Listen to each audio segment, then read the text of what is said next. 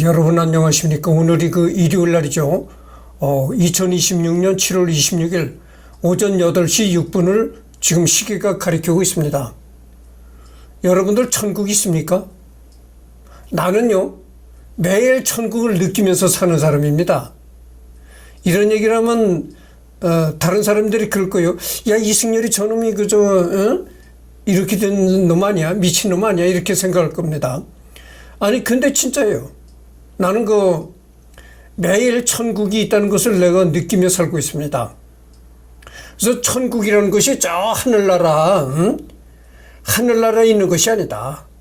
죽어서 갈 수 있는 곳도 아니고 살아서 지금 이 땅에서 현재에서 느낄 수 있는 게 천국이 있다, 이런 내가 얘기를 하고 싶은 거예요. 그럼 그러면 당신은 언제 천국을 그렇게 있다고 느끼느냐? 물어보고 싶은 심정일 겁니다. 잘 들어보시죠. 지금 밖에 나가서 그렇게 더위에 시달리면서 일을 하다가 집에 들어와서 이렇게 시원한 에어컨 바람을 쐬면은 그때 내가 천국을 느낀다 이거죠. 아니, 천국이 뭐 별거 있습니까? 그게 천국이죠. 그래서 이 더위에 시달리는 사람이 계속 이 에어컨 바람만 계속 쐬고 있으면 또 그걸 못 느끼는데, 밖에서 굉장히 더위에 시달리고 땀을 비오듯 흘리다가 에어컨 바람을 쐬면 야, 이게 천국이라구나, 이렇게 느낀다는 거죠. 그래서 내가 여름만 되면 늘 내가 얘기를 하는 게 있습니다. 그게 뭐냐면은, 옛날 노인네들이 제일 불쌍하다. 에어컨 바람 한번 못 쐬보고 에어컨이 뭔지도 모르고 세상을 살다가 죽은 옛날 노인네들이 제일 불쌍하다. 내가 이런 얘기를 여름만 되면 합니다. 여러분들 생각해 보세요. 에어컨 바람 한번 못 쐬보고 죽은 옛날 노인네들이 얼마나 불쌍합니까? 그렇잖아요. 그러면 도대체 그렇게 천국적인 분위기를 느낄 수 있게 해주는 그런 에어컨은 도대체 누가 만들었느냐? 바로 이 사람이 에어컨을 발명한 사람입니다. 얼굴도 뭐 시끄러미하게 괜찮게 생겼는데, 윌리스 하빌랜드 캐리어라는 사람이죠. 여러분들 우리나라의 뭐 삼성, LG 이런 대기업 말고 중소기업으로서 또 에어컨을 생산하는 데가 캐리어라는 회사가 있습니다. 캐리어에서도 에어컨이 나와요.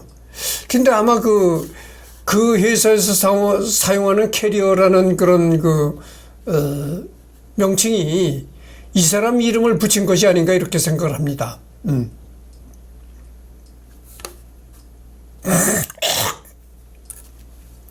그래서 윌리스 하빌랜드 캐리어 이렇게 되어 있습니다. 이 사람이 이제 1876년 11월 26일 뉴욕주 앵골라에서 태어났다. 사망은 1950년 10월 7일 73세로 뉴욕시에서 사망했다. 국적은 미국이고 학력은 코넬 대학교 대학원 기계공학 석사다. 직업은 공학자, 발명가, 사업가, 종교는 개신교다, 이렇게 되어 있습니다. 미국의 발명가, 기업인, 에어컨의 기초가 되는 냉매의 증기 압축식 공기 조화 장치 개발 및 이를 이용한 대형 냉장 창고 시스템을 확립한 발명가이자 본인의 이름을 딴 회사인 캐리어사의 창업주였다.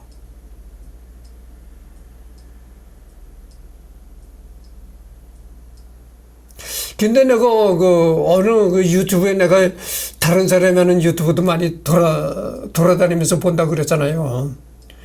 어느 과학적인 콘텐츠를 하는 그런 유튜브를 시청한 적이 있었는데, 현재까지는 에어컨이 지금 뭐 벽걸이 에어컨 이런 게 냉매로다가 찬바람을 만들게 돼 있잖아요. 근데 앞으로는 그게 아니고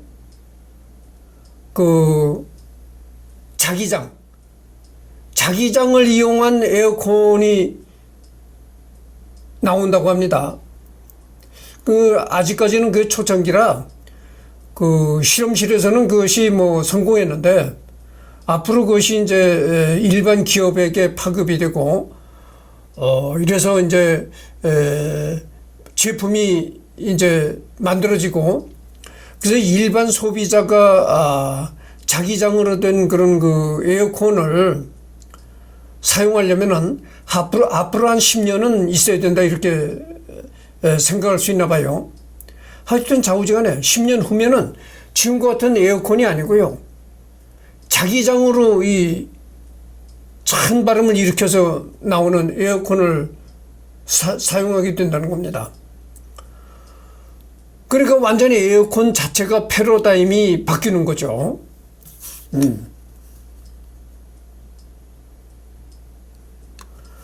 윌리스 캐리어는 1876년 11월 26일 미국 뉴욕주 앵골라에서 태어나 1901년 코넬 대학교에서 기계공학 석사 과정을 졸업하였으며 버팔로 포 컴퍼니라는 회사에 입사한 지 1년도 되지 않아 회사의 실험 개발 팀장이 되었다. 1902년 그는 인쇄 과정에서 종이를 변형시키는 문제를 야기하던 습도를 조절하는 장치를 개발하던 중 1902년은 근현대적 에어컨의 발명 연도로 여겨진다. 대중화되는 건 이후. 참고로 이때 캐리어는 20대 중반이었다.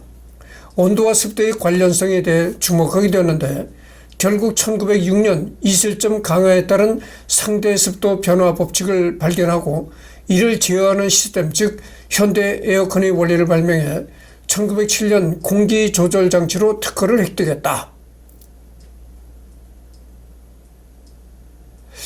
그래서 이 사람이 이제 처음으로 에어컨을 발명하게 된 게 이런 원인이라는 겁니다. 이 종이가 말이죠. 종이가 습기가 많아지면은 실내 습도가 많아지면은 습도가 높아지면은 그 습기를 머금은 종이가 변형이 된다는 거죠. 그래서 그 변형된 종이는 인쇄하는데 여러 가지 문제점을 일으키기 때문에 그래서 이 실내에 높아지는 습도를 어떻게 낮출 수가 있을까? 처음엔 이런 걸 연구했다는 겁니다. 그러다가 에어컨을 발명했다 이런 얘기죠. 근데 처음에 이 사람이 생각한 거는 지금과 같은 이렇게 온도를 낮추는 그런 에어컨을 생각한 것이 아니고요. 단순히 이제 그러니까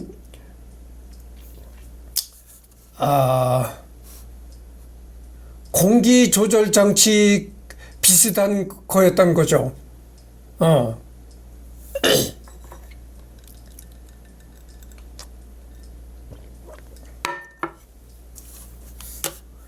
이를 제어하는 시스템 즉 현대 에어컨의 원리를 발명해 1907년 공기 조절 장치로 특허를 획득했다.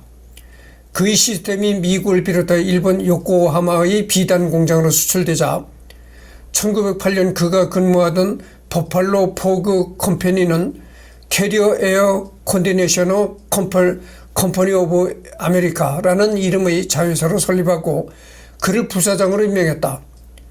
그러나 1914년 제1차 세계대전이 벌어지자 모 회사는 주요 분야인 중장비 생산에 주력하기 위해서 다른 부문의 사업을 접었고 결국 캐리어는 1915년에 6명의 친구들과 32,600달러를 들여 캐리어 공학회사를 설립하였는데 이는 현재 우리가 아는 대기업 캐리어의 모체가 되었다. 1922년에는 세계 최초로 뉴저지주 뉴워크에서 터보 냉동기를 소개했다. 터보 냉동기는 넓은 공간의 공기를 효율적으로 조절하는 첫 번째 실용적인 제품이었으며 1924년에는 디트로이트 허드슨 백화점에 터보 냉동기를 설치하여 냉방 분야에 대비하였는데 백화점 세일에 몰려든 고객들이 쇼핑을 쾌적하게 즐기게 됨에 따라 캐리어의 연구는 빛을 발하기 시작하였다. 이듬해 1925년엔 각 극장에 에어컨이 설치됨으로써 여름철 극장 산업의 붐이 일었고 에어컨 시스템이 매력적인 장치로 인식되기 시작하였다.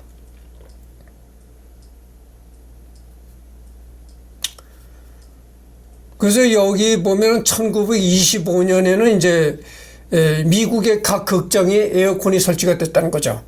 그래서 찌는 듯한 여름에도 바깥에는 이제 날씨가 굉장히 더워서 찌는 듯한 여름이 지속되는데 그래도 영화를 보겠다고 사람들이 몰려들었다는 거죠. 만약에 극장이 바깥과 똑같은 찜통 상태였다면은 사람들이 모이겠어요? 모이질 않죠. 그까지 영화 한 편 보려고 땀 뻘뻘 흘리면서 더위를 견뎌야 하는 그런 고통을 맛봐야 되는 거죠. 그러니까 사람들이 안 들어가는 겁니다. 만약 영화관이 찜통이었다면 사람들이 오질 않죠. 근데 그거는 이제 그 극장은 에어컨을 설치해가지고 시원하니까 그러니까 이제 사람들이 몰려들었다는 거죠. 뭐, 진짜 영화를 보고 싶어서 온 사람도 있을 테고, 아니면 더위에 시달려서, 그래서 들어오는 사람도 있었을 것입니다.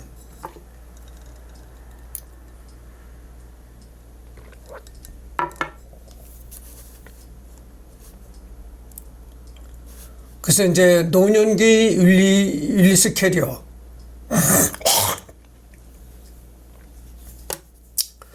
여러분이 냉방장 치는 게 얼마나 중요한가를 내가 좀 얘기를 해봐야 되겠습니다.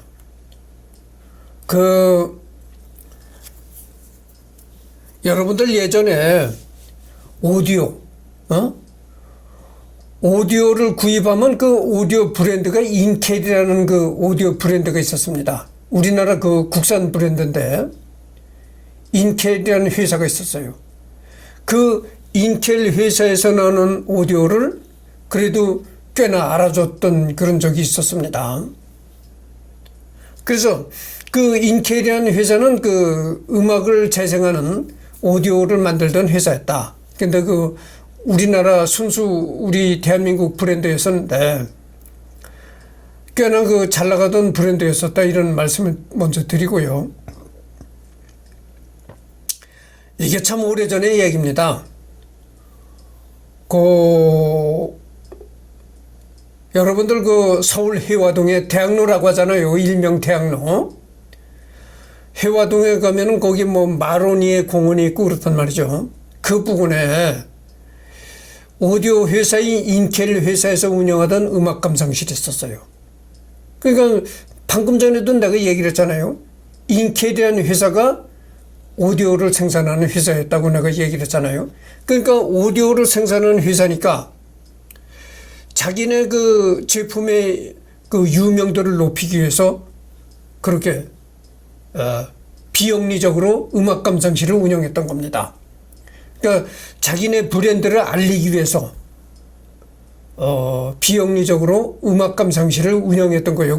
해화동에 예전에 인켈 음악 감상실이 있었습니다.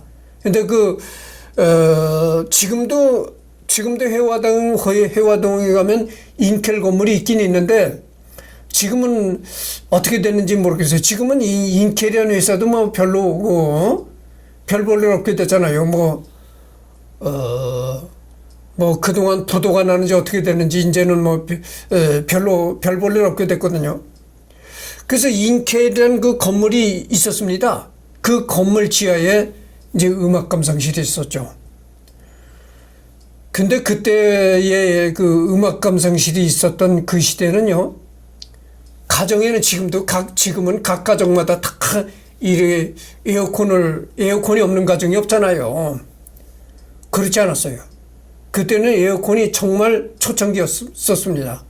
이 일반 가정에서는 에어컨을 들여놓을 생각조차 못하고 있었던 시절이에요.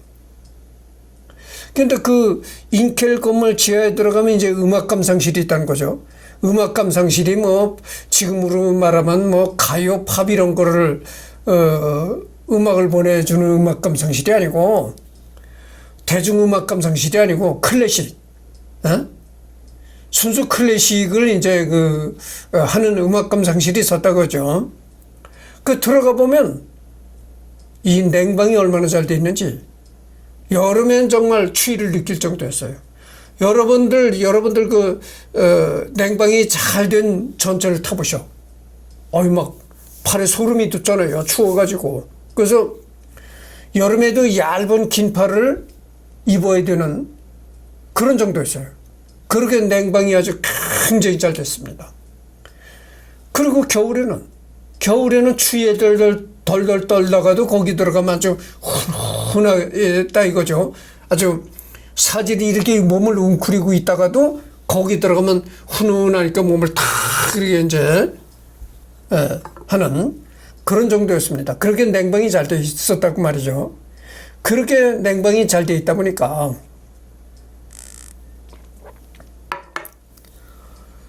진짜 음악이 좋아서 음악을 들으러 오는 사람도 있겠지만 겨울에는 길을 가다가 이제 추위에 시달리다가 추위를 피해서 들어오는 사람도 있었고 여름에는 더위에 시달리다가 더위를 피해서 들어오는 사람도 있었다. 그런 얘기죠. 그래서 이제 냉방 얘기를 하다가 이제 다른 걸로 또 얘기가 나갔었습니다. 1928년은 대공황으로 인해 모든 산업이 침체에 빠져 에어컨 산업도 좌절을 맛보던 시기가 있었지만 지속적인 연구 개발로 1920년대 말부터 소형 에어컨이 출시되기 시작했다. 1939년에는 높은 건물들을 위한 에어컨 시스템을 발명하고 세계 박람회에 캐리어의 공조 시스템이 전시되는 등 활발한 공기 조화 산업의 미래를 제시하였다. 1950년 캐리어는 73세의 나이로 뉴욕주에서 생을 마감하였다. 업적. 흔히 에어컨의 발명가로 널리 알려져 있다. 에어컨은 인류 전체의 삶의 질을 많이 높여주었으며 단순히 삶의 질 향상을 넘어 아예 인류 사회 전체의 흐름을 송두리째 갈아엎은 수준으로 현대 인류 역사상 가장 위대한 발명 중 하나로 평가되고 있다. 정말 위대한 발명이죠. 내가 방금 전에 얘기를 했잖아요. 바깥에서 그 더위에 시달리면서 땀을 뻘뻘 흘리다가 에어컨 바람을 쐬면 야 이게 천국이로구나. 그렇게 느낄 수가 있다고죠. 그리고 방금 전에도 얘기를 했지만 여름에는 말이죠. 여름에는 극장 같은 데 손님이 없었습니다. 들어가 봐야 찜통인데 그 땀을 펄펄 흘리면서 땀으로 목욕하면서 영화를 볼 일이 있습니까? 그렇잖아요. 내가 방금 전에 음악 감상실 얘기도 했지만 아니 음악이라는 것도 쾌적하고 이런 상태에서 음악을 들어야 그 음악의 감동도 느낄 수가 있는 것이지. 아니 무슨 땀을 비워도 흘리면서 음악을 들을 일이 있습니까? 그러니까 이렇게 실내에서 행하는 일이라는 게 냉방이 되어야 된다고죠. 냉방이 잘 되어 있어야 사람들이 몰리고 사업이 된다 이거죠. 극장도 똑같은 거예요. 아니 그까지 뭐 영화 한 편 보려고 그렇게 땀을 뻘뻘 흘려가면서 영화 볼 일이 있나요? 그 여름에는 극장에 사람들이 없는 거야. 그랬는데 이 에어컨이 나옴으로써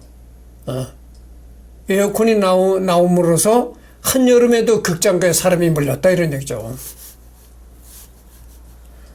다만 공조 장치를 발명한 건 캐리어가 맞으나 그가 현대 에어컨의 원래인 증기압축 사이클을 발명한 건 아니다. 1805년 미국 딜라웨어 출신의 공학자인 올리버 에번스가 폐쇄형 냉매 순환 시스템을 최초로 이론적으로 제안했고 1834년 미국의 발명가인 제이컵 버킨스가 에번스의 구상을 바탕으로 실제로 작동하는 폐쇄형 증기압축 냉동기를 만들고 특허를 받았다. 캐리어의 업적은 기존의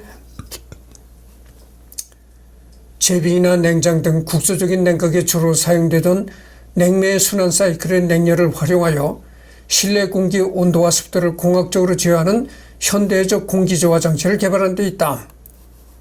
그러니까 아주 초창기의 발명은 이렇게 캐리어가 했지만 그 후로 여러 이제 공학자들이 연구를 해서 지금과 같은 이런 냉매를 압축시켜서 이제 시원한 바람을 내보내는 바로 지금과 같은 에어컨을 만들어냈다 이런 얘기입니다. 다만 캐리어의 업적을 에어컨, 즉 여름 더위를 피해 시원하게 지낼 수 있게 해주었다라고만 이야기하는 것은 실제 그의 업적에서 하나의 응용 분야만을 언급할 뿐이다. 정확히는 위에서도 언급한 공기조화장치, 즉 공조 시스템을 발명한 것이다. 에어컨뿐만 아니라 현대사회의 필수품인 공기청정기, 제습기, 항공기 잠수함, 우주선 등의 산소 공급 장치 등 공기의 질과 온도를 변형시키는 모든 종류의 제품들이 전부 캐리어가 발명한 것들이다. 에어컨을 포함한 웬만한 공조장치는 전부 다 발명한 것. 이로 인한 인류사의 변화는 다음과 같다.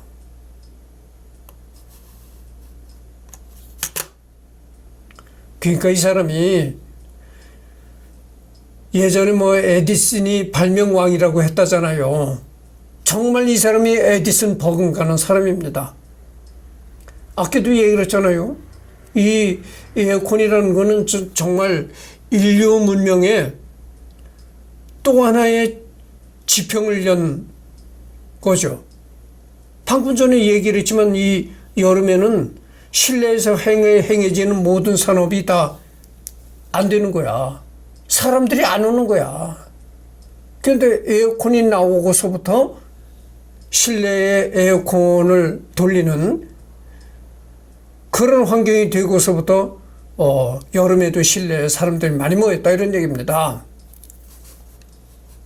그러니까 이것은 그 인류 역사상을 보더라도 에어컨 발명이라는 것은 상당한 일이죠. 그래서 이 사람이 단순한 에어컨만 그런 것이 아니고 여기 나오잖아요. 공기청정기, 제습기, 항공기, 잠수함 이런 것도 이제 발명했다 이런 얘기죠. 우리 집에도 이 제습기가 있습니다. 제습기. 왜냐하면 말이죠. 여름에 요즘이 장마철이잖아요. 장마철이니까 매일 비가 온다는 거죠. 비가 오니까 이제 습도가 높아지죠. 그래서 요즘같이 습도가 높고 온도가 높은 그 여름에는 말이죠. 빨래를 해서 널어도 빨래가 잘 마르질 않아요. 빨래가 잘 마르질 않으니까 어떤 현상이 벌어지냐면은 빨래를 널어서 말리잖아요. 그럼 그 빨래가 금방 말라야 되는데 장시간에 걸쳐서 마르다 보니까 이 빨래가 말랐는데도 빨래에서 퀴퀴한 냄새가 나요. 그 쉰내, 땀내 비슷한 게 난다고 그러죠. 그게 왜냐면은 습도가 높은 데서 긴 시간 동안 말라서 그래요. 이거를 습도를 낮춰가지고 그 빨래가 빨리 마르게 해야 된다는 거죠. 그래야 빨래가 뽀송뽀송하고 아주 좋게 마르는 거죠. 근데 습도가 높다 보니까 그렇게 안 되는 거예요. 그래서 요즘 같은 그 습도가 높고 온도가 높을 때는 이 제습기를 돌립니다. 빨래를 해서 이 실내 빨래를 해서 널고 제습기를 돌리는 거죠. 그래서 제습기를 돌리면 빨래가 빨리 마릅니다. 빨리 마르니까 그런 퀴퀴한 냄새가 안 나는 거예요. 공기 조화 장치 때문에 수많은 사람들이 밀집한 공간에서도 실내 온도와 대기의 질을 조절할 수 있게 되면서 대형 건물과 시설들이 쾌적해졌다. 마천루 쇼핑몰, 멀티플렉스, 백화점 등 각종 대형 복합 시설의 환경이 좋아질 수 있었다. 위 생애 문단에서 볼 수 있듯이 캐리어가 발명한 공조 장치를 가장 적극적으로 도입한 곳이 바로 극장이었다. 굳이 더운 날이 아니어도 공조 장치가 없으면 환기를 시게 하므로 개폐가 가능한 창문과 대형 팬이 반드시 있어야 하며 결정적으로 습기 제거가 제대로 되지 않아 공조장치에 비해 효율이 매우 떨어진다. 온열 질환이나 호흡곤란 등으로 사고가 발생할 수도 있다. 이러한 이유 때문에 공조장치는 대형 건물, 건축물을 설계하는 데 있어 필수 불가결한 존재로 자리 잡았다. 한국에서도 2006년에 통과된 건축물 설비 기준 등에 관한 규칙 제11조에 의거하여 100세대 이상의 공동주택이나 다중이용시설은 의무적으로 공조 시스템이 들어가야 한다. 공조 시스템, 이것도 중요한 거죠. 여러분들 이 극장에 들어가 보면 밀폐가 돼 있잖아요.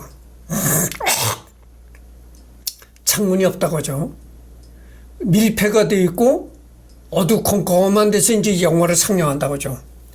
근데 거기 많은 그 밀폐된 공간에 많은 사람들이 모여서 영화를 관람하는 겁니다. 그러니까 그 극장 안의 공기가 좋을 수가 없죠. 그 밀폐된 공간에 많은 사람들이 몰리다 보니까 공기의 질이 나빠질 수밖에 없다. 사람이 들어 마실 땐 산소를 들여 마시고 내뱉을 땐 이산화탄소를 내뱉잖아요. 그러니까 많은 사람들이 한 그 장소에 모여가지고 전부 다 이산화탄소만을 내뿜으니까 들여 마실 땐 또 산소를 들여 마시고 산소가 부족해지고 이산화탄소가 많아질 수밖에 없는 겁니다. 그래서 이 극장 같은 밀폐된 공간에서는 이 환기가 잘 되어야 되는 거죠. 즉 쉽게 말해서 공조장치가 필요하다 이런 얘기죠. 그렇다 해서 환기를 시킨다고 해가지고 어두컴컴해야 될 극장을 뭐 창문을 이렇게 열어놓을 수도 없는 거고 창문을 만들어서 창문을 열어놓을 수도 없는 거잖아요. 그러니까 그런 밀폐된 공간에서는 이 공조 시스템이라는 게 굉장히 중요하다고 하죠. 안에 탁해진 공기를 빼내고 신선한 공기를 집어넣는 교통수단 실내의 쾌적한 환경을 조성하며 인류의 교통과 물류 인프라에 큰 기여를 했다. 항공 여객이 시작될 수 있었던 핵심 기술 중 하나가 바로 공조장치 탄생이었다. 공조장치가 없었다면 지하 수십 미터를 뚫고 지나가는 지하철은 산소 공급 및 매연 배출을 하느라 골머리를 썩였을 것이다.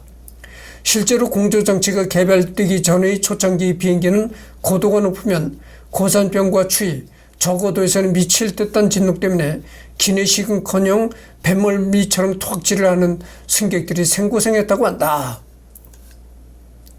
여러분들 그 공조장치가 또 중요한 게 뭐냐면은 전철이라는 게 이 땅 속으로 기차가 다니는 거잖아요. 땅 속으로 기차가 다니는데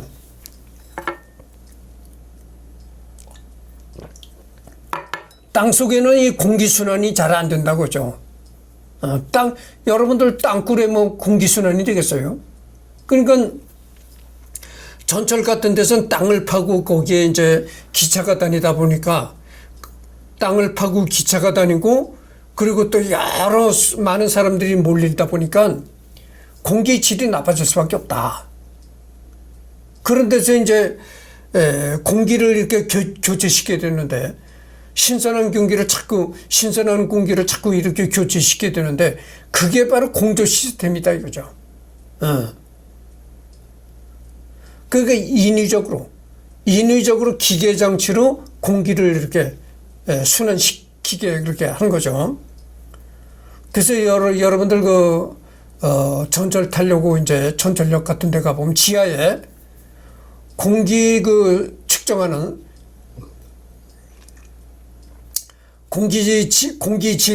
공기질을 측정하는 그런 것도 아마 봤을 것입니다. 그러니까 지금 현재 여기에 공기가 상쾌한지 이런 걸 측정하는 기계를 놔둔 걸 그런 기계를 볼 수가 있어요. 더위에 취약한 것은 사람만이 아니라 그러니까 여기 나오는 데 보면 비행기도 말이죠. 비행기도 초창기에는 이 공조장치가 없어가지고 이 공조장치가 비행기 안에도 공조장치가 있습니다. 그래서 뭐 여객기 우리가 그 여객기를 타고 해외 여행을 떠나보잖아요. 근데 여러분들 먼 외국을 나가는데 뭐 30분이나 1시간 잠깐 타는 것도 아니잖아요. 막 20시간씩 그렇게 비행기를 타는 거죠. 그러면 그 안에 사람들이 아까도 말했듯이 그 안에 밀폐된 공간에 뭐 창문을 열어놓는 것도 아니고 밀폐된 공간에 많은 사람들이 산소를 흡입하고 이산화탄소를 뱉고 뭐 이런 걸 이런저런 걸로 해가지고 비행기 안에 공기질이 상당히 좋지 않아진다고죠. 그래서 이 비행기 초창기 때는 말이죠. 이 비행기 실내에 공조장치가 안 돼 있어가지고 비행기 멀미를 하는 사람들이 이렇게 많았다는 겁니다. 더위에 취약한 것은 사람만이 아니라 각종 전자기기도 마찬가지였다. 수많은 서버들이 모여있는 데이터 센터는 에어컨이 냉각 시스템 덕분에 존재할 수 있다. 에어컨이 없었다면 현대 산업을 지탱하고 있는 거대 IT 기업들이 성장할 수 없을 것이다. 지금도 구글의 데이터 센터에는 초당 수십 메가 유튜브 동영상 데이터가 축적되고 있고 전 세계 수많은 디지털 데이터들이 저장되어 있으며 수억 개가 넘는 서버들이 쉼없이 돌아가고 있다.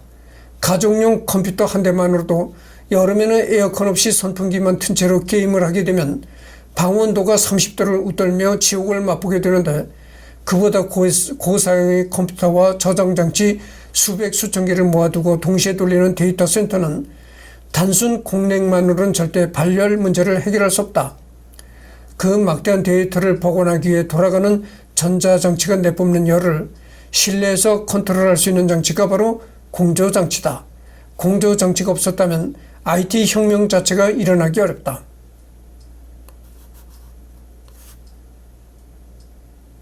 여러분들, 우리나라 그 IT 업계에서 최고가 이 네이버잖아요. 그럼 내가 이걸 할 때, 이거 유튜브를 할 때, 이제 네이버를 접속합니다. 네이버를 접속해가지고 그 네이버 홈페이지에다가 이 사람 이름을 이제 타이핑을 하는 거요. 검색창에다가 이렇게 율리스 하빌랜드 캐리어라고 타이핑을 하고 검색을 하면 이 사람의 자료가 나온다는 거죠. 이 사람이 어떻게 태어났고 어떻게 생활을 했고 이런 게 이제 이 사람 일생에 관한 얘기들이 쫙 나온다는 얘기죠. 이게 이런 자료들이 어디에 있습니까? 이런 자료들이 네이버 서버에 이런 자료들이 저장이 되어 있는 겁니다. 네이버 여러분들 서버라는 걸 모르는 사람들이 있을 거예요. 지금 내가 뭘로 합니까? 뭘로 유튜브를 합니까? PC로 하잖아요. PC라는 건 영어로 퍼스널 컴퓨터라는 겁니다. 그래가지고 이 PC라는 건 말이죠. 개인용 컴퓨터입니다. 개인용 컴퓨터고 서버라는 것은 전문적이고 아주 대형 컴퓨터를 말하는 겁니다. 그래서 내가 네이버에 접속하면 네이버에 접속한다는 게 뭐냐면은 개인용 컴퓨터로 네이버에 있는 서버와 접속을 하는 거예요. 내가 가지고 있는 개인용 컴퓨터를 네이버에 있는 서버와 인터넷으로 연결시키는 것을 접속시킨다고 하는 거예요. 그래서 내 개인용 컴퓨터를 네이버에 있는 서버와 인터넷으로 딱 연결해 가지고 이 사람의 자료를 내가 빼다가 지금 읽으면서 유튜브를 하는 거다 이런 얘기죠. 그래서 여러분들 말이죠. 네이버에 이게 세계 역사에 이름 있는 인물들의 자료들이 다 저장이 돼 있어. 네이버 서버에. 그러니까 여러분들 네이버도 그 데이터 센터를 많잖아. 큰 데이터 센터는 네이버가 운영하는 데이터 센터들이 있다고죠. 그런 어마어마한 데이터 센터에 이런 우리 인류의 이름난 위인들의 그런 자료 이런 것들이 다 저장이 되어 있는 겁니다. 그러니까 이 네이버에 저장되어 있는 이 자료들이 얼마나 많습니까? 상상을 초월하죠. 그러니까 그 수많은 데이터가 저장된 데이터 센터에서는 말이죠. 엄청난 그 서버들이 돌아가는 열이 생기는 겁니다.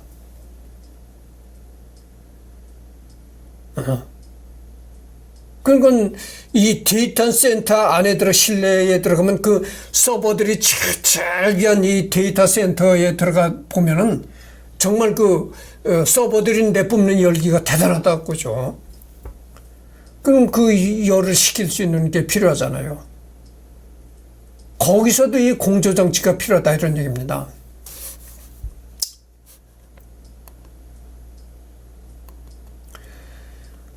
그리고 또 우리가 유튜브를 찍어가지고 유튜브를 찍어가지고 이렇게 올린다고 하죠. 올리면 어디에 올라갑니까? 구글 회사의 서버에 올라가는 거예요.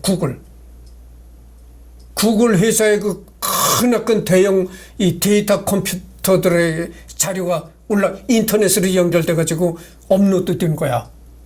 그러니까 여러분들 생각해 보세요. 지금 너도나도 인터넷 하는 세상, 너도나도 유튜브를 하는 세상이잖아요. 그러니까 뭐 사람이라고 인고를 쓴 사람들은 전부 다 유튜브를 해서 올리니까 얼마나 많은 데이터들이 쌓이겠어요. 상상할 수가 없죠. 더군다나 구글에 쌓이는 데이터들은 여러분들 이 네이버에 이런 거는요.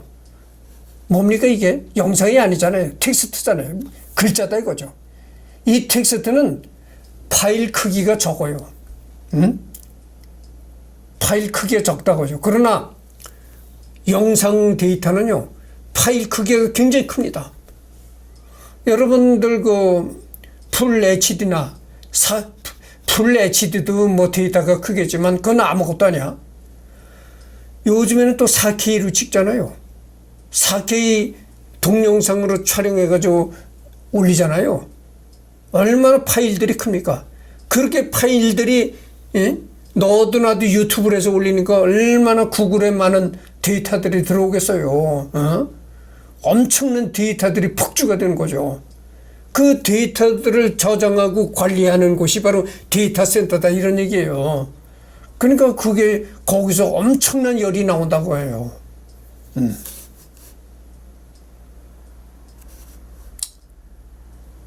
지금 37분을 경과했습니다. 그래서 이번에는 이제 여기서 끝내고 다음 그 오후에 또 시간이 있죠.